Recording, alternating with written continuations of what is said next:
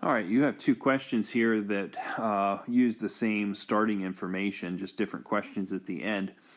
So I want to organize this information, and I feel the best way to organize this information is to use a tree diagram. We have our three companies, factories, that are producing this product.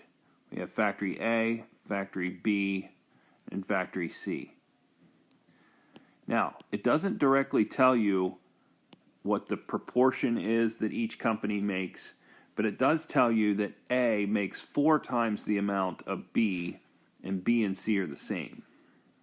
So let's just say for a minute, I'll do that off to the side, that